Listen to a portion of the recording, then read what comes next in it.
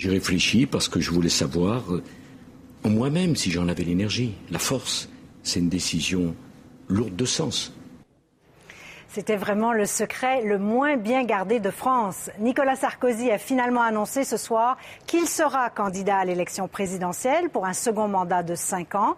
Il faut dire, Alexandra, que le président Nicolas Sarkozy était déjà en campagne depuis des semaines, sans le dire toutefois ouvertement. Oui, le suspense ces dernières semaines, ce n'était pas s'il se présentera, mais quand. Il a donné des entrevues fleuves à la télévision à l'heure de grande écoute. Il a donné une entrevue au Figaro Magazine où il a parlé de ses valeurs. Ça sentait vraiment la candidature imminente. Et puis ce matin, eh bien, il a lancé son compte Twitter.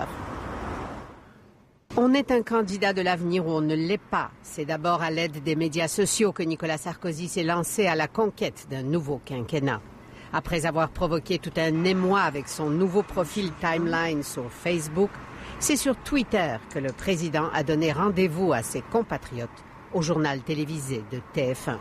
Oui, je suis candidat à l'élection présidentielle. Un peu crispé, mais totalement convaincu de sa mission, Nicolas Sarkozy a brossé un tableau apocalyptique de la crise qui secoue la France et le monde.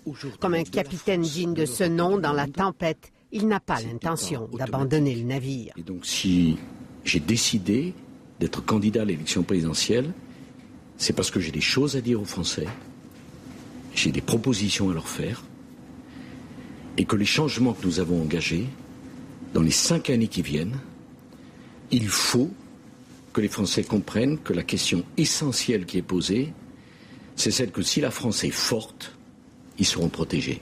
Une France forte, ce sera le slogan de sa campagne. Son programme, dire la vérité aux Français. Sans la lourdeur du protocole présidentiel, il dit avoir hâte d'aller à la rencontre de son peuple. Pour l'écouter, mais aussi pour prôner travail, responsabilité, autorité. La formation des chômeurs, la réduction des dépenses feront partie des réformes impératives. À la question « Pourquoi ne l'avez-vous pas fait jusque-là ?», il répond « Mais on ne peut pas tout faire en 5 ans ». Et puis cette fois-ci, Nicolas Sarkozy compte bien redonner la parole au peuple. Et je me suis dit qu'il y avait une idée centrale dans les engagements que je prends pour mon 2e quinquennat, s'ils me font confiance. C'est redonner la parole au peuple français par le référendum. Car Nicolas Sarkozy bat tous les records d'impopularité d'un président sortant. 67% des Français le désapprouvent et il traîne loin derrière le candidat socialiste François Hollande dans les intentions de vote.